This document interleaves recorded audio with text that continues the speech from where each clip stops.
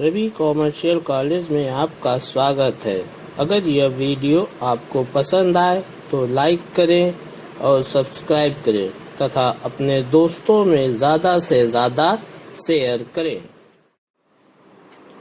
तस्वीर का दूसरा और सार्थक पक्ष यह है कि राष्ट्रीय औसत की तुलना में राज्य में अधिक रोगी स्वस्थ हो रहे हैं।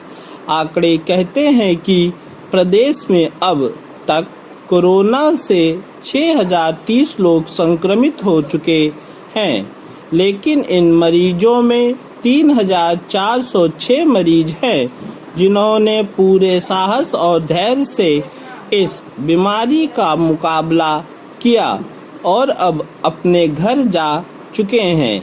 ऐसे में प्रदेश के कोविड अस्पतालों में अब सिर्फ 2469 मरीज ही शेष हैं और जिस तेजी से मरीजों के स्वस्थ होने का आंकड़ा बढ़ रहा है, आने वाले दिनों में यह संख्या और कम हो।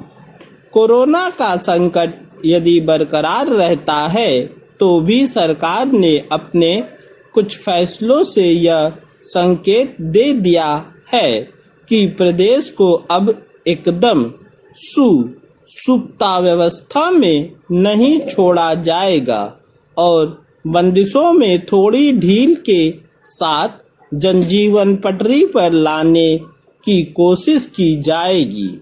सरकार दफ्तरों में 50% कर्मचारियों को बुलाने और शॉपिंग कॉम्प्लेक्स खोलने का फैसला इसी के तहत है।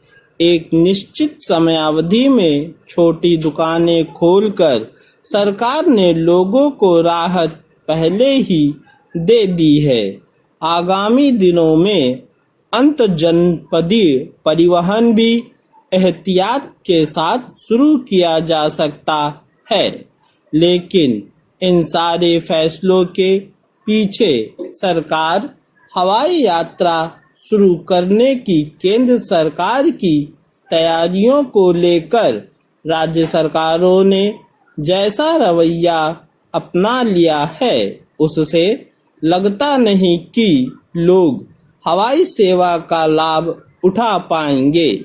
जहां महाराष्ट्र सरकार 25 मई के बजाय कुछ दिन बाद हवाई सेवा शुरू करने की बात कह रही है, वहीं अन्य राज्य सरकारें यह कह रही हैं कि वे विमान यात्रियों को क्वारंटाइन में रहना अनिवार्य बनाएगी। इस मामले में भिन्न भिन्न राज्य अलग अलग नियम बनाने की तैयारी कर रहे हैं। कोई विमान यात्रियों को 1 सप्ताह क्वारंटाइन में रखना चाह रहा है तो कोई 2 सप्ताह। कुछ अपने और दूसरे प्रांतों के यात्रियों में भेद करने का उपक्रम कर रहा है। आखिर काम धंधे के सिलसिले में एक से दूसरे राज्य जाने वाले लोग 1 या 2 सप्ताह क्वारंटाइन में जाना क्यों पसंद करेंगे? अगर वे क्वारंटाइन होंगे तो फिर उनके काम का क्या होगा? आश्चर्य नहीं कि वे क्वारंटाइन में जाने के बजाय हवाई यात्रा स्थगित करना पसंद करें। मुश्किल केवल यह नहीं कि राज्य सरकारें घरेलू विमान सेवा शुरू करने में ही असहयोग का परिचय दे रही है।